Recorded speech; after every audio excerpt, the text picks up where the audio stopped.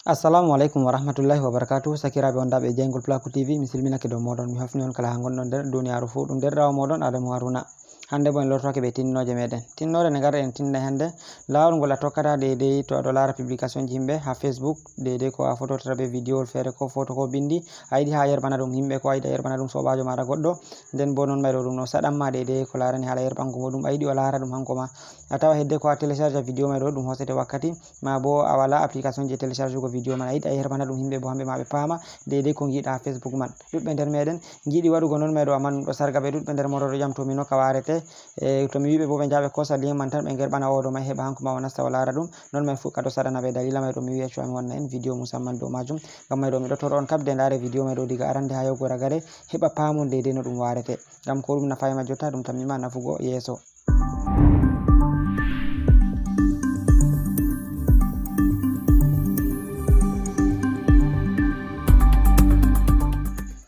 Arande man ɗo ni to a wari a mari haje majum sai a nasta deidei ha nder Facebook maɗa banni ɓawo to nasti nder Facebook masala a nasti nder Facebook banni aɗo lara nda ɗo publication ji e ko nandi be majum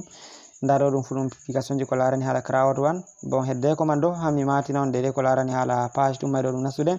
nda ɗo ɗum page ko larani hala crowd one Cameroon team inde deidei page mai ɗum page ko larani hala crowd one mi tammi ɗuɗɓe nder moɗo ɗo andi crowd one woɓɓe fere bo ɗon nana inde man tan anda kowoni crowd one ɗum ko larani hala marketing d'affiliation deidei ko man a ɗaɓɓitita cede en ligne to a intégri ha kuje ɗo mai ɗo a nati ma bo a yahi a inscrivi ha deidei société mai ɗo a wawan amma a nastina himɓe grade ma e ɓesdo nden bo ɓe gaɗai ko yoɓugo ma kala lewru fu marɗo haje deidei fedde famugo no ɗum salorto e no ɗum waɗirta ko man ɓe ɗaɓɓitita cede en ligne ko nandi be majum ni ha réseaux sociaux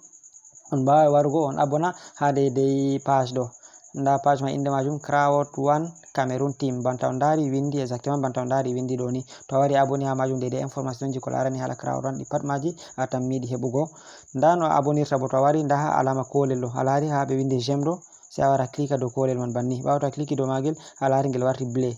sai a wara deidei nda ɗo ha ɓe windi s'abonner ɗo banni sai a wara clika dow majum ɓawo to a cliki dow majum ni a lari ɗum waɗi alama gauche ça veut dire que a aboni ha page man to wodi hunde fere daruɗa ha majum a famai ko a yiɗi a contacta ɓe a fama deidei ko woni crowd one ko no ɗum salorto to a yiɗi nastugo no a nasirta e ko nandi be majum nda numéro ji maɓɓe ɗo fu nda numéro maɓɓe ɗum numéro haka WhatsApp a wawan contactugo ɓe gannon a wawan woldugo be maɓɓe ko nandi be majum yawwa mi tammi ɗum hunde on deidei nafoore musamman ma derke en banta am miɗo hokka on shawari kabde ngare naste deidei ha page ɗo on abona on paman deidei ko larani hala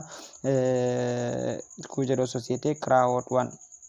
ewa banta mbiɗen nda ɗum pat ɗum deidei ko larani hala publication ji crowd one ma ɗo ɓe ɗo explica no a heɓirta cede no a huwirta mi tammi on dari nda ɗum ɗo ɗum deidei himɓeji ɗuɗɓe nasti keɓi cede ha majum e ko nandi be majum bon na hala man ɗo bolweten en mbi lawol ngol en tokkata deidei to a vidéo fottanima yiɗi a yerbana ɗum goɗɗo masalan en gaɗu nda vidéo wol ngol ɗo ngol fottaniyam mi tammi on dari nda vidéo wol ngol ɗo mi yiɗi mi yerbana ngol sobajo am ɗum vidéo wol ko ɓe bolwani hala crowd one mi yiɗi mi yerbana ngol sobajo am hanko bo wara o nasta o lara to a mari haje majum sai a wara click ha alama toɓɓum taton kon dow vidéo wol man a lari toɓɓum taton man seragal jungo am nyamo sai a clika dow makon banni ɓawo to a cliki dow makon sai a wara ha chatol ngol ragarewol ha ɓe windi copier le lien ha a tawi ɓe windama copier le lien tammin ɗum ha chatol ragarewol mi tammi a lari sai mi wara mi clika dow majum banni ɓawo mi cliki dow majum déjà on wi on dari ɓe wiyam lien man déjà ɗum copiake to jotta ɗo mi wawan mi wurto nder Facebook man sam sai mi yaha mi nasta deidei nder WhatsApp am nda WhatsApp am banni to ɗum ha groupe mi yiɗi yerbugo ɗum ma mi ɗaɓɓita groupe ngam mi mari haje yerbugo ɗum fu mi yerba ɗum to ɗum goɗɗo mi mari haje yerɓango ɗum bo masalan ko bano misalu ko sobajo am nda numéro ɗo en gaɗu jotta kanka mi yiɗi mi yerbana sai mi wara mi clika dow maka sai mi wara mi deidei mi wara mi takka lien man ɗo sai a wara takka lien mai ɗo a kola ɗum sai a yerbana mo déjà mi tammi on dari mi takki lien man ɗo nda ɗum ɗo mi yerɓi ɗum banni mi tammi on dari nda lien man mi yerbanimo ɗum nda alama vidéo wol mai nda lien man mi yerbanimo ɗum ɓawo to mi yerbanimo ɗum banni ni ɗum yehi ha mako jotta en gaɗu nda ɗum numéro ha kaɗo ɗo on ha WhatsApp wa ngaɗo ɗo on mi yerboyno ɗum ɓawo mi yerboy ɗum banni en gaɗu nda ɗum ɗo ɗum wari nda ɗum mi tammi on dari nda message man wari to mi nastano dow majum banni mi tammi on dari je mi yerbonimo mai to wari ni o wawan o mema dow vidéo mai tan ɗum maɓɓitanomo to yiɗi bo o wawan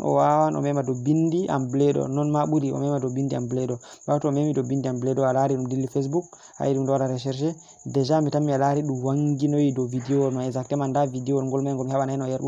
yerbangomo to waɗi o cliki dow majum ni o wawan o lara vidéo mai ɗo ko ɗum ɗumejum to ko ɗum vidéo ko ɗum photo ko ɗum bindi kala ko giɗa Facebook ni to mari haje a yerbana dum himbe be ndara to liye mai tan a hosata sai a yerbana be to dum ha group je ko nandi be majum a partage heba himbe dudbe nasta ndara dum tammi on pami sakirabe ngam mai do on jarama banta matini on kabde ngari ha dede page do bi'etedum Crowd1 Cameroon team on kabda on abona ha majum dum tammi nafugo on sosai heba on pama ko larani hala marketing de réseau ko man goddo watta commerce mudum en ligne ko nandi be majum ni kujeji fere fere be do sallina ton ngam mai do on jarama sai ton fotti ha video tammengol warugo yeso derrawo modon Adamu Haruna. Wassalamu alaikum.